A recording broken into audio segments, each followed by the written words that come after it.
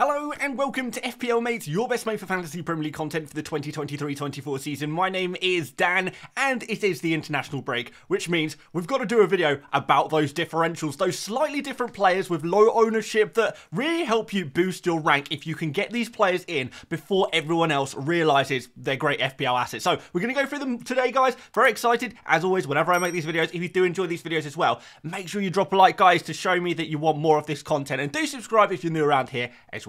So first of all, I just want to show you the last differentials we spoke about in Game Week 9 during that international break. These were the differentials we kind of suggested to you guys, and I think most of them became more popular after we did include them in the video. Obviously, Nesso did get that injury, but certainly in 9 and 10, did okay, got a couple of scores there. Martinelli, complete failure. Gahey is definitely a more popular player now, so maybe a few of you guys got in ahead of the crowd there. Foster didn't really work out, unfortunately for him. He has had to take a break from football for just a little while, and Konsa, I would say that is a fail as well. But aside from Strakosha, who we thought was going to play because Flecken did have an injury, but he actually recovered a lot quicker than expected. After that, we spoke about Palmer and He-Chan as the two biggest differentials to go for in FPL ahead of Game Week 9, and wow, what two amazing picks those guys had turned out to be, particularly Palmer. So what I'm going to try and do in this video is identify the next Cole Palmer, the next hype player that everyone is going to be talking about in a couple of game weeks' time. So let's see if we can get ahead of the crowds once again. So before we go on to the main players that I love in this video, I want to speak about some honourable mentions. So these players are kind of okay differentials that you could go for, but there are certainly some other players I prefer. So Gordon, like the look of him. Ferguson, Martinelli, I still think has some potential. Sterling, Sanchez for a goalkeeper, maybe you could go there. He-Chan's definitely still a differential you could go for. Akanji at 4.9 million, nice and cheap there. Reece James now returning from injury, he could be interesting. Edouard, Sofao, not totally convinced by the West Ham's defence, but maybe could work. Solanke at 3.1% ownership, he's in a little bit of form right now, so maybe he could do well with the good fixtures coming up. And Branthwaite as well, 2.2% ownership and just 4 million, so a really nice bench player that you can occasionally rotate into your main team. So those are the honourable mentions. Let's get on to the main bulk of the players, the differentials I just love for Game Week 13 and beyond.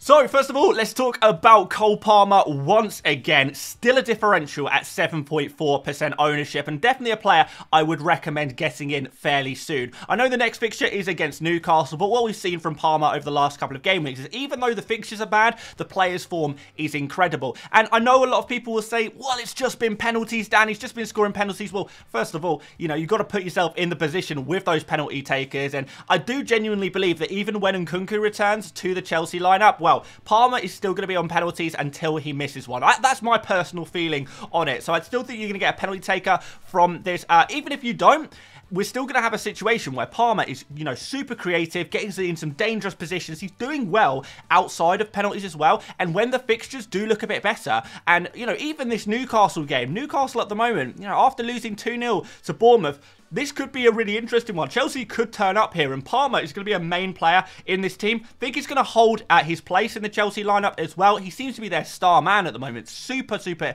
important to everything that Chelsea are doing as they are improving. And the fixtures are getting better from there. So we've got Brighton at home, Manchester United obviously in a bit bad form. We've got Everton there as well. And after that, the fixtures get better and better and better and better. So the sooner you can get in on Palmer, one, the cheaper you're going to get him. And secondly, you're going to be able to start collecting his points before everyone jumps on him, and people are going to jump on him very, very soon. So might be a good idea to get ahead of the crowd here, ahead of this Newcastle game, because as Palmer keeps proving, fixtures do not matter. For a goalkeeper, I still like Johnston as the differential goalkeeper to go for right now. Obviously, Raya would be a big pick from Arsenal, but Raya actually can't play against Brentford. It's his parent club. He can't play against Brentford this game week, so Johnston would be the goalkeeper I would go for instead right now. 4.6 million, decent fixtures coming up. We've got Luton, West Ham and Bournemouth in the next 3. He's going to be making saves. He's going to be keeping the odd clean sheets as well, because we know Crystal Palace just have a knack of keeping those clean sheets. So again, definitely a player I would be interested in. If I wanted a differential goalkeeper, if I wanted to go in on the Crystal Palace defence, maybe this would be a way of doing that. And speaking of Crystal Palace, Eberechi Eze is definitely a player that should be on all of our radars right now. I know we like the look of Crystal Palace's fixtures, but from an attacking point of view, I think these fixtures are even better. So with likes of West Ham and Liverpool, these are teams that can be scored against. And Luton and Bournemouth around them as well, two of the weaker defences in the entire league. You feel like Eze, the fact that he is on penalties, he is on all set pieces, he is kind of the creative hub of the team, takes a lot of shots on as well. He's the main attacker in this Crystal Palace team, really. And you can get him for just 6.1 million. We were talking about getting him as a super really nice player at 6.5 million at the start of the season. That was before his injury. After his injury, he's dropped all the way down now to 6.1 million. That is so cheap for what you're getting from him, particularly in this amazing run of fixtures. He's already come back to the Premier League football with back-to-back FPL returns. So at 3.7% ownership, I can only see this rising and rising as he dominates over the next 3 games in particular. So love this differential, really cheap, really good price. Not many people are going to be brave enough to go for him, and I think you guys should definitely consider it if you're looking for a midfielder around the 6 million mark. Got to talk about Mykolenko with his attacking returns recently as well. In fact, Mrs. FPL Mate actually brought in Mykolenko into her FPL team ahead of Game Week 12 and absolutely smashed it with him. So fair play to her and anyone else who brought in Mykolenko last week. But at 2% ownership, he's still super differential. We know Everton's defence are definitely improving. Can they keep clean sheets against the likes of Manchester United and Nottingham Forest? Well, I think so. After that, might get a little bit more difficult. But hey, we've just seen Bournemouth keep a clean sheet against Newcastle, so that could happen. Chelsea, you never know what Chelsea team are going to turn up either. So there's definitely potential here for clean sheets, even though the fixtures don't necessarily look amazing. But what I like about Mykolenko is that he is genuinely showing attacking promise. His goals and assists weren't just a coincidence. You can see he is generating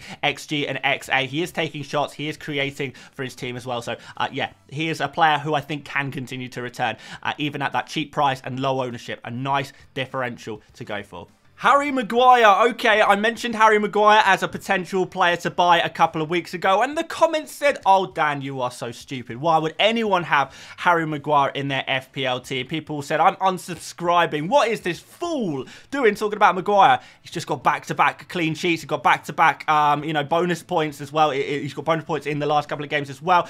You know, it's amazing. He is actually having a resurgence, and I feel like, you know, FPL is not about picking the most fashionable players in the world. It's about picking players that score FPL points. And Harry Maguire is back to doing that. Say what you like about Manchester United, but they are, you know, being okay defensively. Like, recently they are looking like they could keep clean sheets. Their attack is still horrendous, don't get me wrong. And I don't know what's exactly going on at Manchester United, but they are grinding out results. So are they going to be able to do that with some more clean sheets? I think so. 4.3 million is a super cheap price, and even if you think Manchester United are a mediocre team, if you can get a nailed-on defender for 4.3 million from a mid-table team, which Manchester United aren't, by the way, then you've got yourself a bargain, and you've got yourself a differential too at 2.2% ownership. I think it's a far safer way into the Man United defence than a Dalot or a Wan-Bissaka as well. Don't think there's rotation risk here. I think Maguire is pretty much going to play every single game from here on. It's going well for him, and I think that's going to continue. So laugh all you like, guys. I don't care.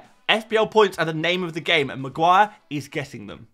Alright, Kudus is definitely an interesting player. We've got Burnley up next. We've got Kudus, who we knew he was a super talented player. We were just waiting for him to start getting regular game time. And we are seeing that now, whether that's on the wing, whether that's behind the striker. He's playing in a couple of different positions at the moment, which is absolutely fine. He's going to be dangerous from all of those positions. Obviously, got some attacking returns recently. Now he is starting for West Ham, and the fixtures look brilliant. We've got Burnley, Crystal Palace at home, Spurs. We know what their defence is looking like right now, and Fulham there as well. So at 6.5 million might be a nice player to go for instead of the likes of, you know, Diaby and Mitoma and maybe Mbumo are the main 6.5 million-ish midfielders people are going for right now. Stepping outside the box with a 1.4% owned Kudus could be a real difference maker in your team if you have the faith that this man can do the business. I personally think he's a great differential. I think he will continue to get a decent amount of play time. It seems like West Ham are trying to mix things up in their attack a little bit, and Kudus seems like a mainstay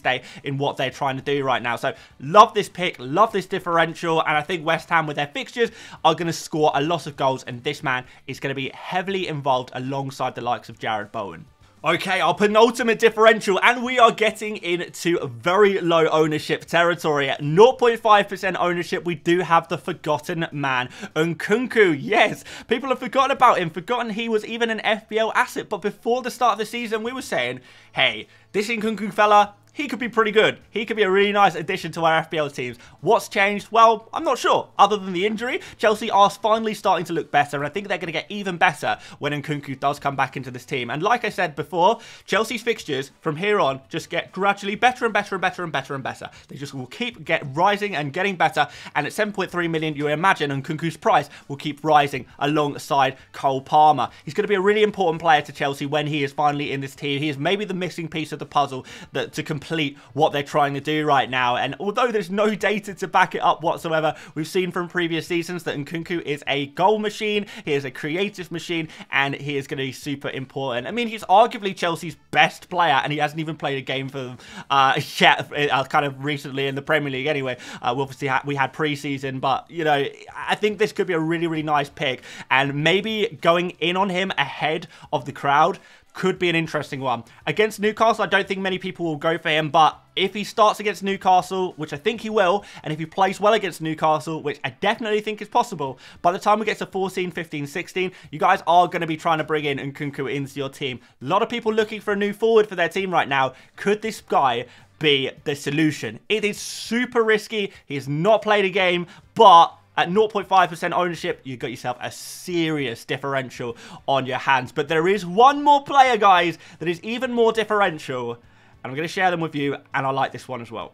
Brennan Johnson, 0.4% owned. Now, we know that there is an injury situation going on at Spurs right now. In the left wing position, we've got Manor Solomon, who's going to be out for at least the next 3 games. Perisic is a long-term absentee. Richarlison is a long-term absentee. So, certainly for the short term, and I think potentially for the long term as well, Johnson could be the main left winger at Tottenham Hotspur. And we've already seen when him coming into the team for the last couple of games, he's already getting results. He's already breeding those results that we kind of want, isn't he? So, I think this could continue. I can see this Aston Villa game being a high-scoring game. A lot of players playing very high up the pitch. It's going to leave room for counter-attack, and that is going to favour the likes of Son. It's going to favour the likes of Johnson as well, and perhaps Diaby and Watkins on the other side as well. We've got West Ham in a couple of weeks as well. That's going to be super interesting. And is Newcastle such a bad fixture anymore with all of their injury problems and insane amount of fixtures that they're playing at the moment? I don't really think that's so bad either, really. It's just that Man City away game that kind of looks a little tough here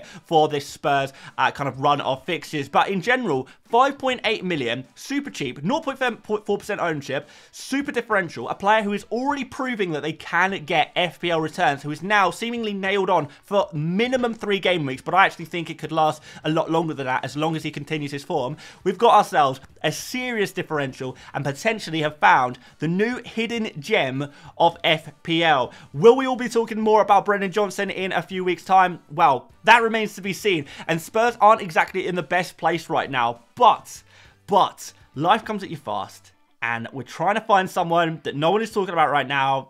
Could this be? Could he be the guy? I don't know. I feel fairly optimistic that this is definitely a player who I would consider having in my FPL team. What do you think about this one, guys? Brennan Johnson, 5.8 million, 0.4% ownership. That's pretty good, right? He looks like a really interesting one.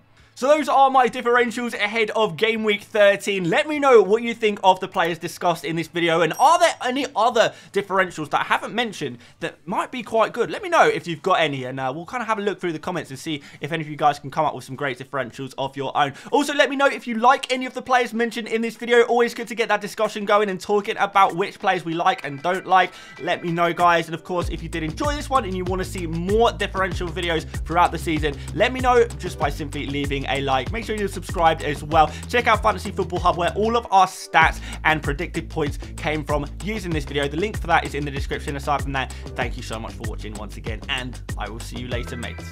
Bye-bye.